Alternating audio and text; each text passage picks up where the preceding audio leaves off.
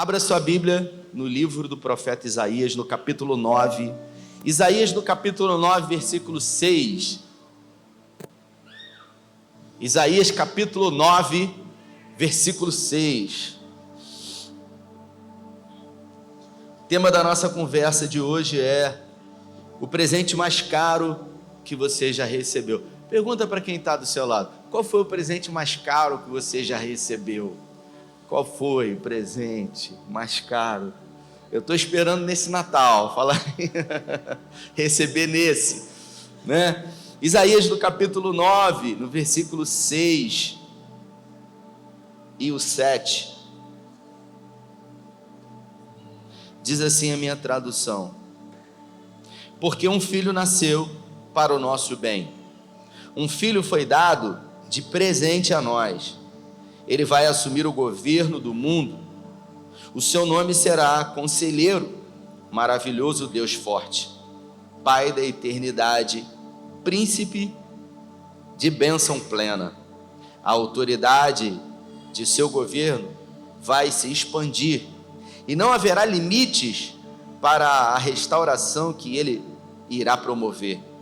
Ele governará com base no trono histórico de Davi, no reino prometido. O reino será estabelecido firmemente e se manterá por meio de justiça e vida íntegra.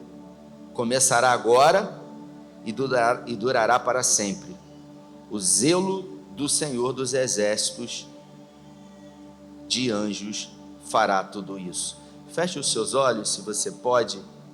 Pai, essa é a tua palavra e nessa noite, nessa manhã, em graça, porque tudo é pela graça, pedimos que o Senhor possa ser conosco, que possamos falar sobre o teu nascimento, e o nascimento que acontece todos os dias, dentro de cada um de nós. Seja conosco, Espírito Santo de Deus, pedimos em nome de Jesus, amém. Queridos, o nascimento de Jesus, ele dá origem àquilo que chamamos de Natal. Mas o que é verdadeiramente o Natal? Isaías fala que esse Natal é o nascimento de Jesus. E o nascimento de Jesus também é um surgimento de uma luz dentro de cada um de nós. É claro que Jesus não nasceu no dia 25 de dezembro. A tradição histórica, religiosa, fez com que, de alguma forma, tivéssemos a ideia de que ele nasceu no dia 25 de dezembro. Na verdade, a transcrição do judaísmo para o cristianismo, ou melhor, para aquilo que Roma idealizou, trouxe da festa judaica, a festa das cabanas, para uma reunião familiar chamada de Natal. Mas o que seria realmente o Natal? Será que o Natal é as luzes, dar presentes, uma árvore enfeitada? Será que o Natal é esse mês onde a gente se envolve tanto, né, emocionalmente? Será que o Natal é esse tempo onde as nossas emoções elas estão mais afloradas, onde os nossos pensamentos eles são mais emotivos, onde a nossa mente e o nosso coração tende a pensar mais um pouco naquilo que diz respeito à nossa origem, à nossa família propriamente dita? Isaías aqui, ele diz que Deus ele resolveu dar um menino. E aí, para a gente entender o nascimento de Jesus, eu queria viajar um pouco com você na história. Porque a Bíblia fala que Deus, Leandro, criou o homem. Deus criou o mundo. Deus criou todas as coisas. Para a gente entender, Deus ele é pré-existente. Deus ele é criador e não criatura. Eu sempre me lembro quando falo disso, um novo convertido me perguntou: quem é o pai e a mãe de Deus? São coisas que às vezes pessoas perguntam. Deus não tem pai, não tem mãe. Nós somos fruto de uma relação entre dois seres e por isso achamos que também tudo à nossa volta deve vir como fruto de uma relação também. Mas Deus, ele é pré-existente, antes de tudo Deus. E Deus resolveu criar um homem, à sua imagem e semelhança. A pergunta que eu faço, Alexandre, é: haveria necessidade de Deus criar um homem? Não. Por que Deus resolveu criar Adão, à sua imagem e semelhança? Porque, de alguma forma, Deus resolveu criar um ser para adorá-lo e se relacionar com ele. E quando a Bíblia fala que Deus havia criado todas as coisas e pegou das suas próprias mãos do pó da terra, criou o homem, em Gênesis a Bíblia diz: façamos o homem à nossa imagem e à nossa semelhança. A palavra façamos dá a ideia de um plural, Leandro, de que Deus não estava sozinho. Havia alguém ali. Quem estava ali com ele? Esse Deus trino, esse Deus Pai, esse Deus Filho e esse Deus na pessoa do Espírito Santo. Eles já estavam ali desde a fundação do mundo, desde o início de todas as coisas. E a Bíblia fala que Deus criou Adão do pó da terra e colocou Adão num jardim perfeito, num lugar maravilhoso. Algumas pessoas dizem que é muito difícil quando algumas pessoas elas crescem e chegam em alguns lugares, porque a tentação acaba de alguma forma minando. Na verdade, Adão, ele caiu no paraíso. Ele caiu realmente num lugar perfeito, tendo a presença do próprio Deus como companhia.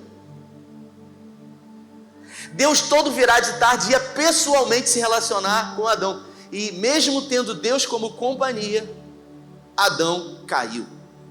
E a Bíblia fala que a queda de Adão se deu pelo desejo de ser como Deus.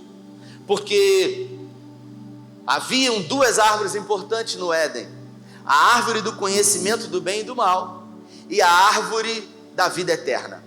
A árvore do conhecimento do bem e do mal foi colocada no meio do jardim. E uma serpente, o querubim ungido que havia caído, Lúcifer, estava ali. E por assediar a Eva, não sabe-se quanto tempo, um dia, a Bíblia diz em Gênesis que Eva passou por aquela árvore e a serpente lhe disse: foi isso mesmo que Deus disse? Que se você comer desse fruto, você morrerá? E a serpente diz: certamente, você não vai morrer, porque no dia em que comer desse fruto, Deus sabe que vocês serão livres e serão como deuses. Isso pareceu bom aos olhos de Eva, então comeu do fruto e deu ao seu marido. Eva comeu do fruto, Leandro, porque ela tinha o desejo de ser como Deus. Todo homem, alguém um dia disse isso, pastora Sonia, todo homem quer ser rei, todo rei quer ser Deus, mas somente Deus quis ser homem e decidiu encarnar e habitar entre nós.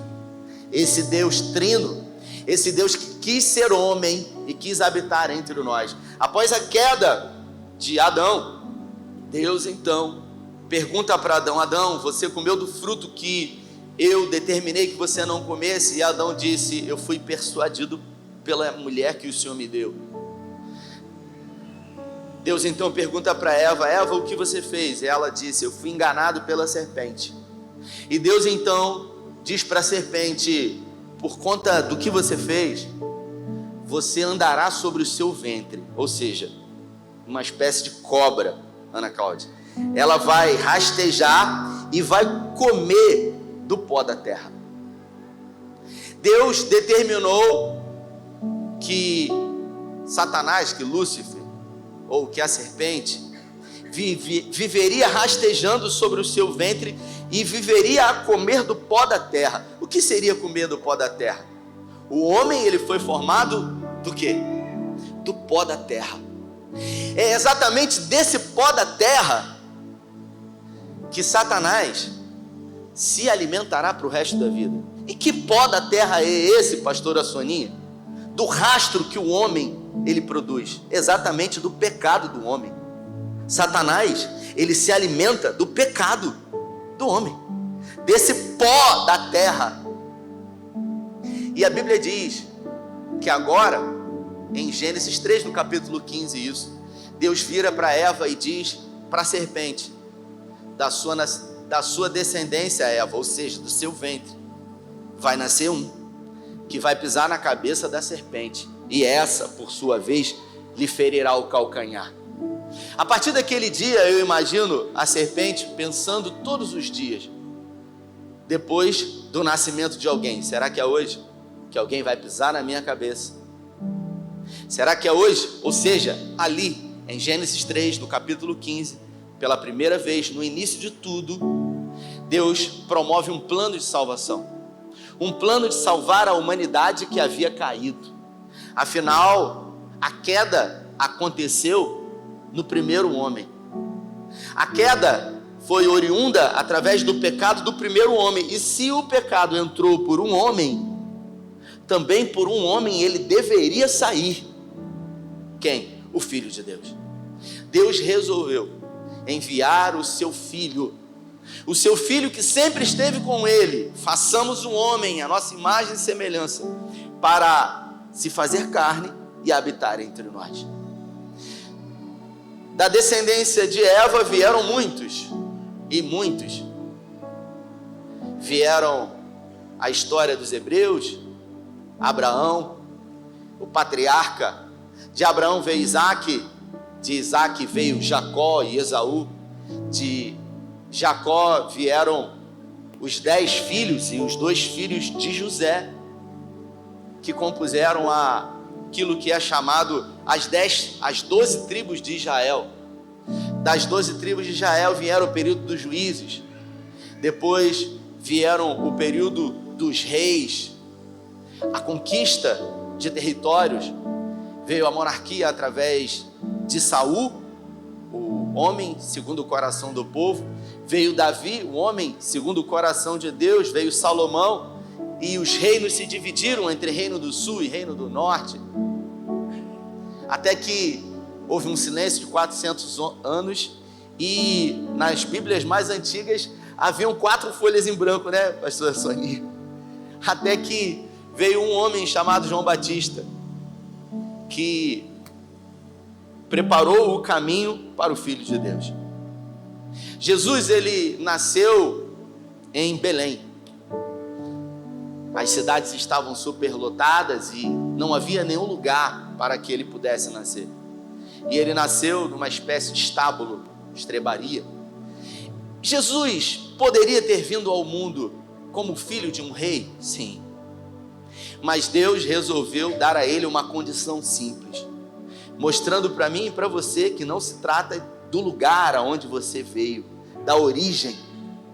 Se trata de quem você pertence, de quem você é filho.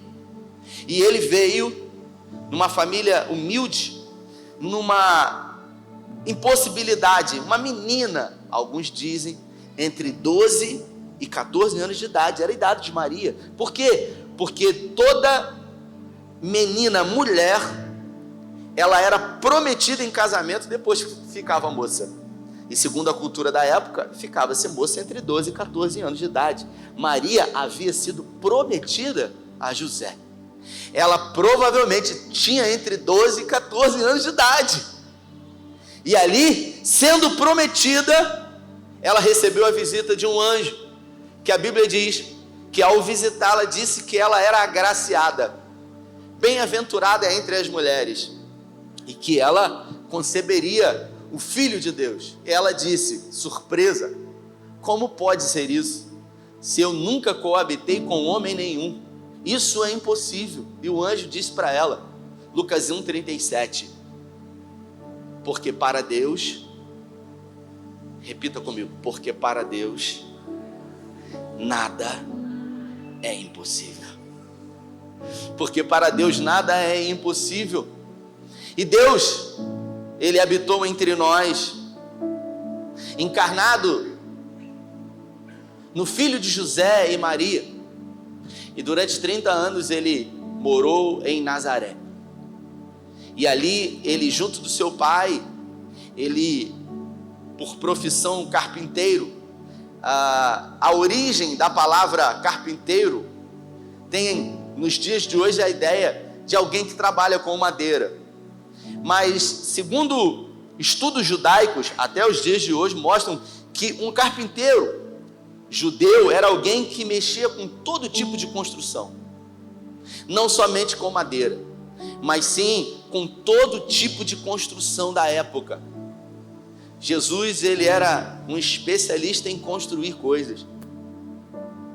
Cresceu, fez discursos nas sinagogas e desde muito cedo entendeu o propósito de Deus na vida dele.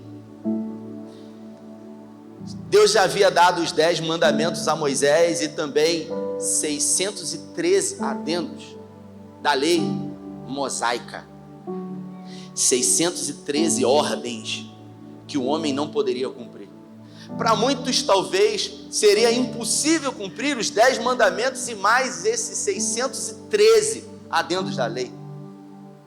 Mas Deus resolveu provar que era possível alguém ser encarnado, habitar entre nós e não cometer nenhum tipo de pecado. Ele não era formoso. Isaías diz que nele não havia afeição, para que ninguém o desejasse. Jesus, ele era um improvável, sim. Nasceu numa família improvável, numa história improvável, porque imagine, você que é homem, imagine-se no lugar de José. Você está prometido com alguém, nunca coabitou com esse alguém, e de repente, esse alguém, a sua noiva, diz para você: olha, eu estou grávida, e é do Espírito Santo. Parece loucura. Bom, quando eu era noivo da minha esposa, se ela viesse com essa conversa, a gente ia ter sérios problemas, porque o que eu ia imaginar? O que José imaginou? Ah, mas José, ele era um ser espiritual. Não, José, ele era um homem normal. José poderia ter destruído a vida de Maria. Só que é nesse momento que a sabedoria entra, pastora Sônia, porque o texto diz que José disse: se o anjo falou com ela, certamente falará comigo. Os planos de Deus não podem ser frustrados. E Jesus, aos 30 anos de idade, sai de Nazaré e ele segue descendo em direção a Cafarnaum, e ali ele começa o seu ministério. Jesus, ele não veio criar um modelo de religião novo. Já havia alguns modelos existentes na época. Jesus, ele veio implantar um reino, não um reino físico. Na época em que Jesus habitou entre nós, Roma oprimia os judeus de uma forma terrível, com cobranças de impostos altíssimas. E os judeus, eles aguardavam a vinda do Messias, acreditando que Jesus iria libertá-los da opressão romana. Mas Jesus não veio produzir libertação da opressão romana. Jesus veio nos libertar do pecado. Jesus, ele começou a produzir milagres, e todos os milagres que Jesus fez apontavam para uma direção, para a divindade dele, para quem realmente ele era, o Filho de Deus. No Evangelho de João, no capítulo 8, diz que Jesus estava ensinando os seus discípulos, escrevendo na areia. Alguns dizem que ele escrevia os pecados daqueles homens que trariam uma mulher pega numa prática de adultério.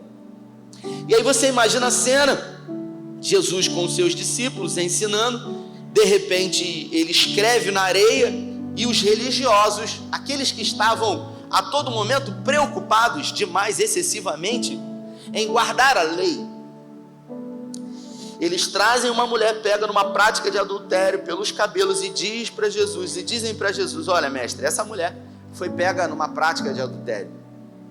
A lei mosaica diz que qualquer mulher que for pega numa prática de adultério deve ser condenada à morte por apedrejamento. Pedras serão desferidas até a sua morte. Jerusalém era uma província de Roma. E Roma havia determinado que ninguém teria o poder ou a autoridade de tirar a vida de outro alguém sem a autorização de Roma. Perguntam a Jesus: o que devemos fazer? A lei exige que ela seja morta. Se Jesus diz, vamos apedrejar, Jesus estaria ferindo uma lei romana. Se Jesus diz, não, vamos soltá-la, a graça perdoa essa mulher, eles iriam dizer, então vamos descumprir a lei mosaica. Eu vou dar trabalho para Edson Bittar agora aqui. Se puder acender as luzes aí, alguém que está aí atrás, para facilitar. Vamos quebrar o protocolo aqui. Então você imagina isso? Puder alguém acender aquelas luzes lá? Para facilitar, né? Então, trazem a mulher e de repente Jesus está ali, se levanta. Os religiosos estão ali. Saiu o primeiro algoz aqui da peça de teatro. Ah, tá. Você está fugindo da peça? É porque a gente não combinou nada, né? Ah, tudo bem. Então Jesus diz, o que diz a lei mosaica? E eles dizem,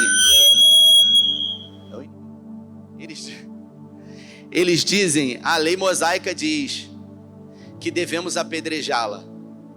Jesus, então, é como se acontecesse isso no Evangelho de João, no capítulo 8.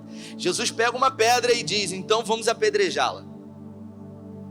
E aí Jesus talvez pega aquela pedra e entrega para o primeiro algoz e diz, mas antes de atirar a pedra, examine-se se você não tem pecado também. Porque eu não posso apedrejar alguém eu estando em pecado. E aí o primeiro algoz, ele pega a pedra na mão e ele faz uma autoanálise da sua vida e ele diz, eu não tenho condição. Eu não tenho condições alguma de apedrejar essa mulher, porque eu tenho pecado. Então ele passa a pedra para outra pessoa, que de repente passa a pedra para outra pessoa, avaliando a sua vida, que passa a pedra para uma outra pessoa, que passa a pedra para uma outra pessoa, e a pedra começa a passar de mão em mão, por todos aqueles algozes, por todos aqueles que estavam ali acusando a Jesus, acusando aquela mulher que havia sido pega numa prática de adultério. E eu vou mais além, é como se essa pedra, ela passasse pelas mãos de toda a humanidade, Leandro, de toda a humanidade, até que essa pedra, cadê ela, gente? Meu Deus, traz a pedra aqui, manda pra cá. Ninguém quer ficar com essa pedra. Até que essa pedra, ela volta para as mãos de Jesus. E aí Jesus recebe essa pedra de novo, pastora Sônia, e ele faz uma análise nele mesmo. E ele diz, em mim não há pecado. Ou seja, eu tenho autoridade e condições morais de apedrejá-la. Mas nesse momento ele se dirige para ela e diz, mulher, onde estão os teus acusadores? E é nesse momento que ele olha para ela como ninguém jamais olhou. É nesse momento que ele toca nela como ninguém jamais havia tocado. E ele diz, eu não te condeno. Vá e não peques mais. Jesus, ele veio trazer um reino de justiça, de paz e de alegria. O que seria o verdadeiro sentido do Natal? O verdadeiro sentido do Natal é o nascimento de Jesus. Não no dia 25 de dezembro, Roberta. O verdadeiro sentido do Natal é o nascimento de Jesus dentro de nós todos os dias. É quando eu permito que Jesus possa nascer dentro de mim, Alexandre, hoje.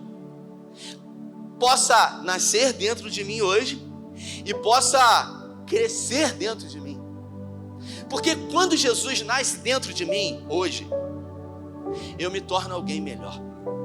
Eu me torno um homem melhor. Por Jesus nascer dentro de mim hoje, eu me torno um pai melhor, eu me torno um filho melhor.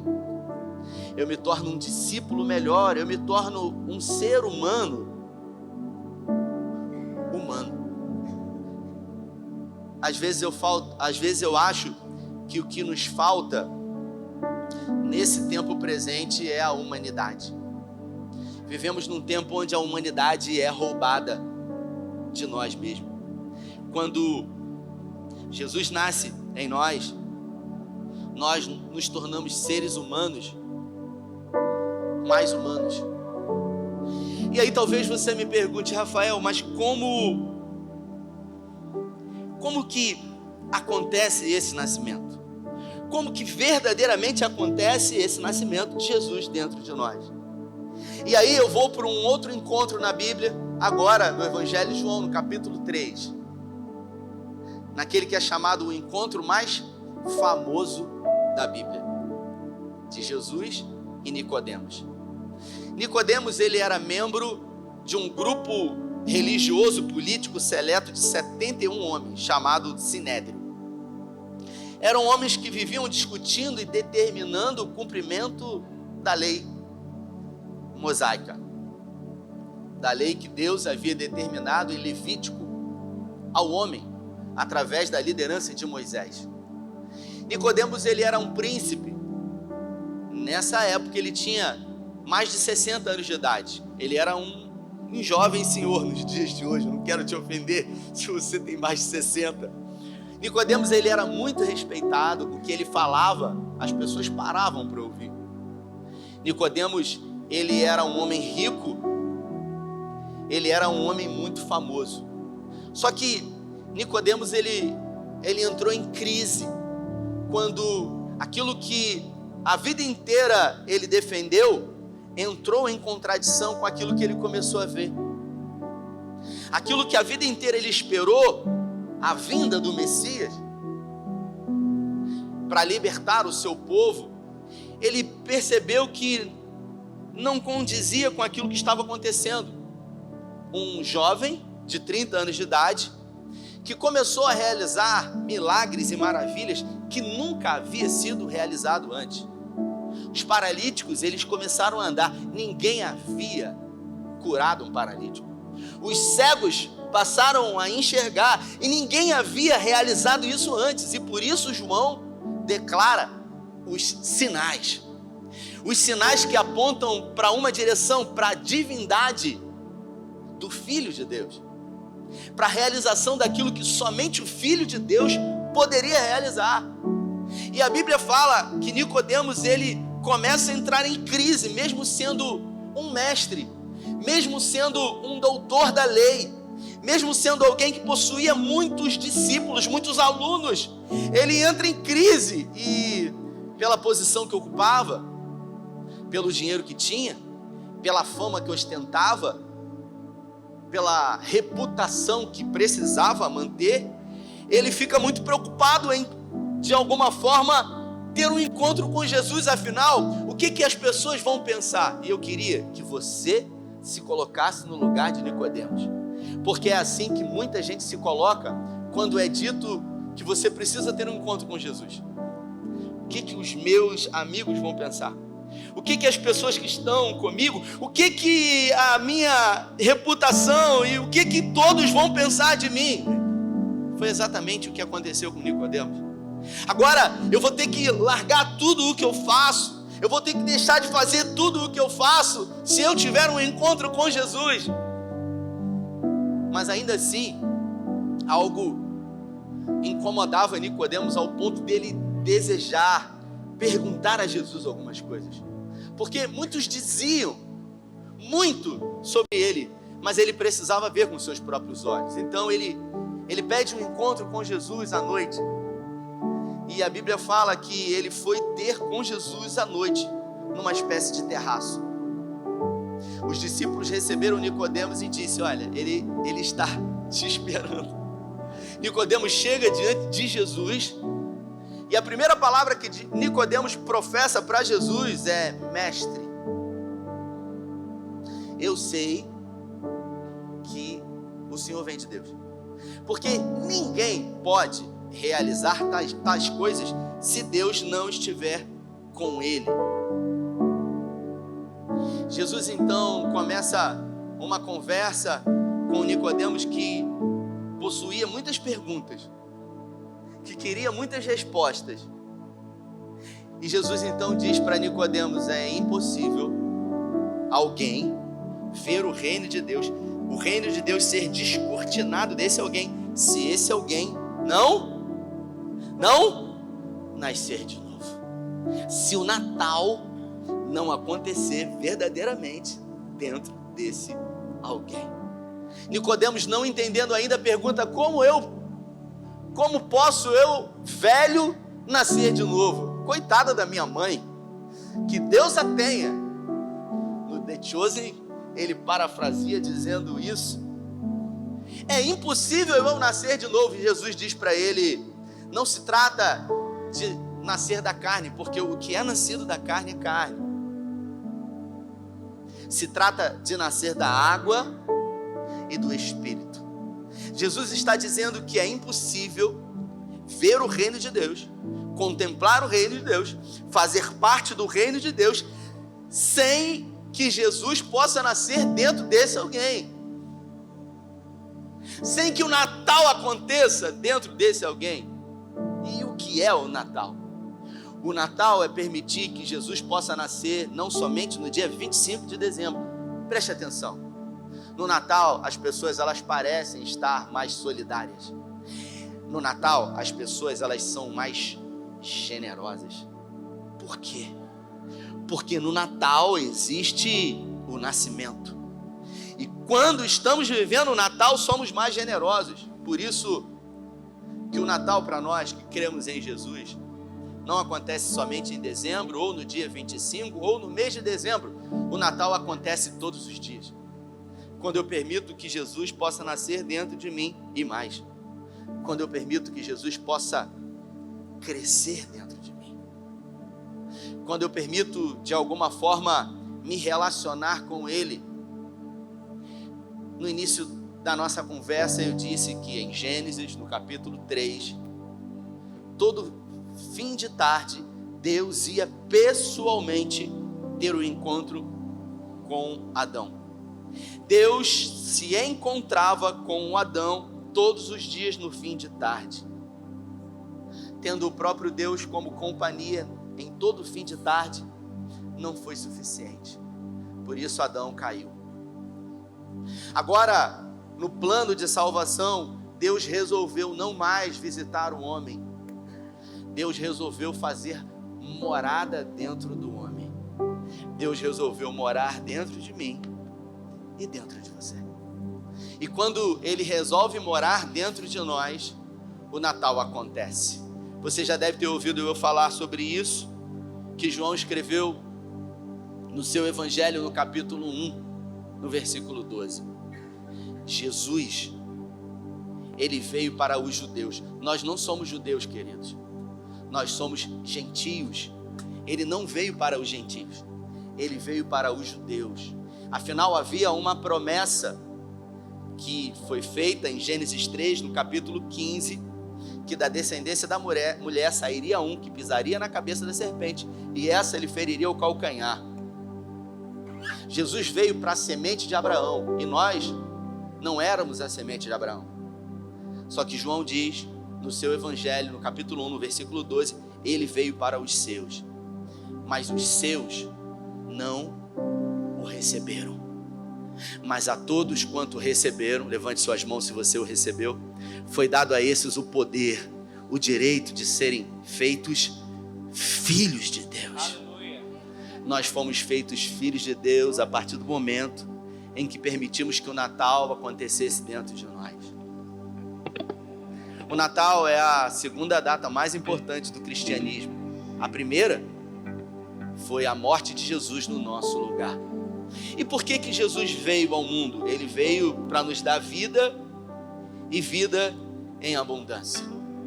E eu caminho para o final citando na conversa mais famosa da Bíblia, entre Jesus e Nicodemos, o versículo áureo da Bíblia. De todos os versículos da Bíblia, dos 66 livros que a Bíblia possui, esse versículo é chamado do Evangelho em miniatura. É como se fosse algo que tudo se resume em tudo o que Deus fez até o dia de hoje. E isso foi dito justamente para Nicodemos, alguém que ainda não tinha permitido, por mais que conhecesse muito sobre a religiosidade, Deus criou o homem. O homem caiu. E por cair, Deus construiu uma ponte para ligar ou reconstruir aquilo que havia sido quebrado. E o nome disso é religião, que vem do original religare, religar aquilo que havia sido quebrado. Deus construiu a ponte chamada religião. O homem construiu a religiosidade. A ideia do plano de salvação era salvar o homem. A religiosidade, ela vem para destruir e matar. A religiosidade diz que a Bíblia é um livro de regras e que a partir do momento que o Natal acontece na sua vida, você precisa aprender a conviver com aquilo que não pode. A Bíblia não é um livro de regras. Quando o Natal acontece na minha vida, eu sou impedido de fazer. Não sou impedido de fazer nada. Isso é o que a religião diz, a religiosidade.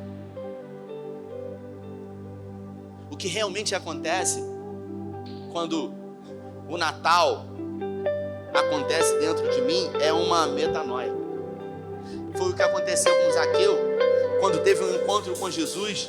Uma das coisas que eu gostaria muito de saber foram os detalhes dessa conversa, que a Bíblia diz que quando Jesus foi jantar na casa de Zaqueu, que era um publicano rico, ele era muito rico, ele tinha tudo que o dinheiro pode comprar. Só que na vida, as coisas mais preciosas e os presentes mais caros da vida, dinheiro nenhum pode comprar. Jesus teve um encontro com ele e ele diz para Jesus: eu vou restituir 4 vezes mais quem eu defraudei. Jesus não pediu nada. Antes do Natal acontecer na sua vida, você precisa parar de beber, você precisa parar de fumar, você precisa parar disso, você precisa parar... Não. Jesus não pediu absolutamente nada. Quem pede são os homens. São os religiosos que impõem as suas regras, os seus ritos, os seus dogmas. Tudo o que Jesus pediu foi que você pudesse permitir, ou se permitir, ter um encontro com Ele. Ele veio dar vida e vida em abundância. E então, na conversa mais famosa da Bíblia entre Jesus e Nicodemos, o Natal começa a acontecer em Nicodemos e Jesus diz: porque Deus. Porque Deus. Talvez Nicodemos tivesse perguntado: mas por que tudo isso está acontecendo e tem que acontecer dessa maneira e desse jeito? E ele disse: porque Deus resolveu amar você de tal maneira para que, se você crer nele, você não pereça, mas tenha a vida eterna. Isso é o Natal. Sem eu estar arrepiado, sem a música estar alta, sem eu estar visivelmente tocado ou emocionado, chorando. Não, preste atenção no que eu vou dizer para você. O Natal verdadeiro, ele acontece das formas mais simples e puras possíveis.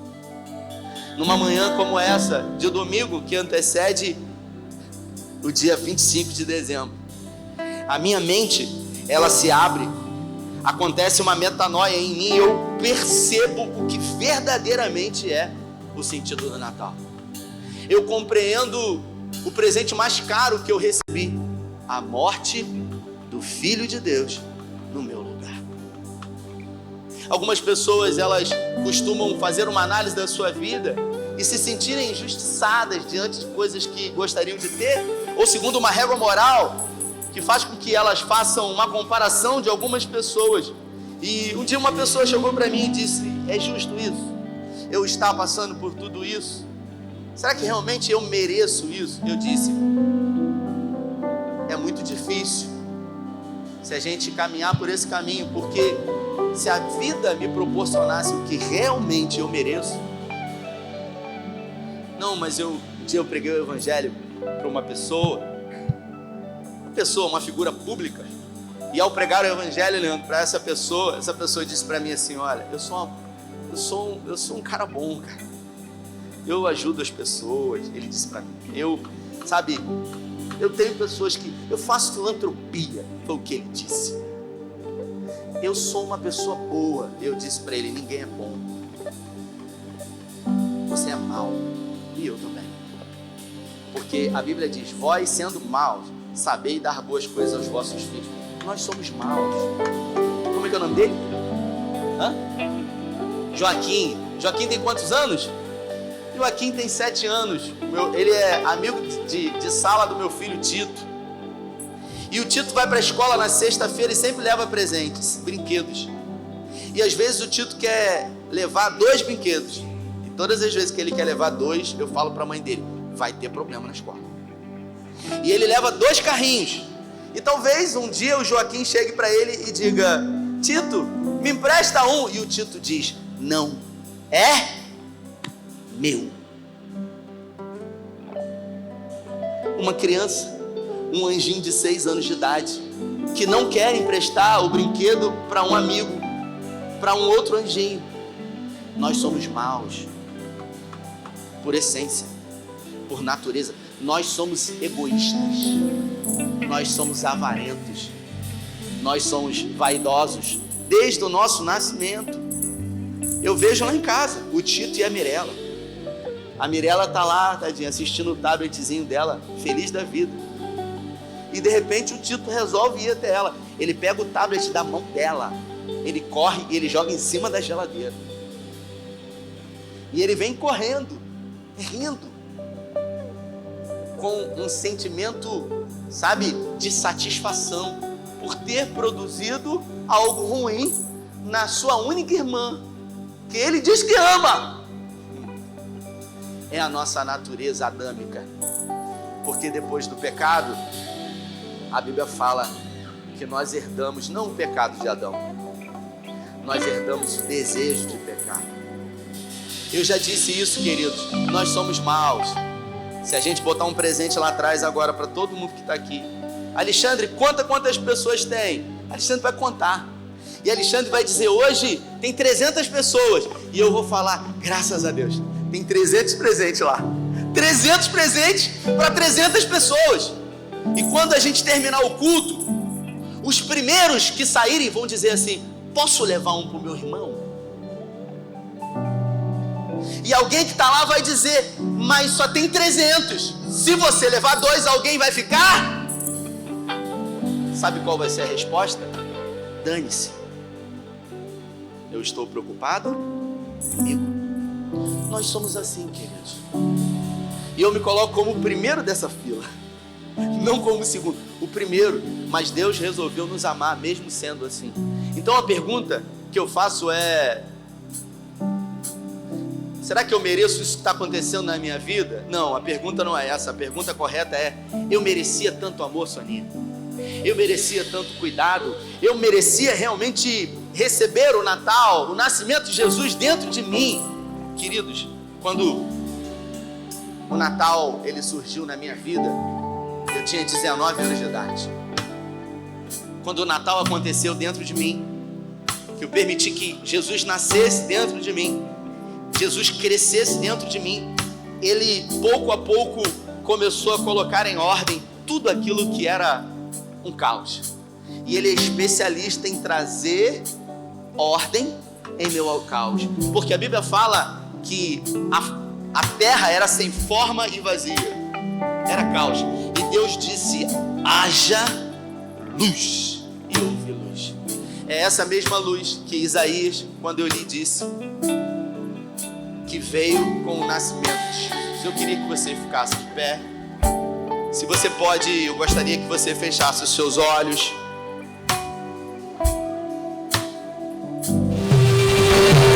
Eu queria orar com você. Não vou chamar ninguém à frente, a gente já vai encerrar. Mas se Se essa palavra falou com você, se de alguma forma algo dentro de você te tocou ao ponto de você desejar que o Natal aconteça dentro de você, não tem a ver com panetone, chester ou alguma coisa que possa saciar nossa fome física. Tem a ver com uma fome espiritual. Tem a ver com um desejo que vai além desse tempo que a gente passa aqui nessa terra. Transcende uma vida que é curta e pequena. Eu queria que você fechasse seus olhos. Eu não vou chamar ninguém à frente. Eu quero apenas orar por você, onde mesmo você estiver. Se você deseja que o Natal aconteça na sua vida, levante uma de suas mãos aos céus. Pai, é no nome de Jesus, que onde houver uma mão erguida aos céus, nessa manhã de domingo, nós pedimos que o Natal aconteça. Que o nascimento do Senhor Jesus aconteça dentro desse homem, dentro dessa mulher, e produza mudança, transformação, e produza novo nascimento. Não um nascimento humano, mas um nascimento da água e do Espírito. Que esse homem e que essa mulher possam se tornar alguém melhor do que ele e ela mesma. Um homem melhor, uma mulher melhor, um pai melhor, um filho melhor, um discípulo melhor, um funcionário melhor, um patrão melhor, um ser humano melhor, mais humano, mais compreensível. Que o Senhor possa nascer onde houver uma mão erguida, e também, Jesus, que o Senhor possa crescer, que o Senhor possa dar ordem em meio ao caos de uma vida emocional fragmentada, de um passado mal resolvido, de questões familiares fragilizadas, de coisas que precisam de solução, de coisas que esse homem e essa mulher já tentaram resolver sozinhos, mas nunca conseguiram. Que o Senhor possa fazer aquilo que nós mesmos não conseguimos fazer. Que o Senhor possa habitar entre nós e nos dar vida, e vida em abundância, porque essa foi a principal promessa que o Senhor fez a nós. Obrigado por essa manhã, obrigado por esses louvores, obrigado por essa palavra, obrigado por esse Natal que aconteceu nessa manhã em corações que desejaram receber o Senhor como manjedoura. Oramos com fé, agradecidos em nome do Pai, do Filho e do Espírito Santo. Se você crê, recebe, dê a melhor salva de palmas a Ele, vai em paz. Excelente domingo, Deus nos abençoe, valeu!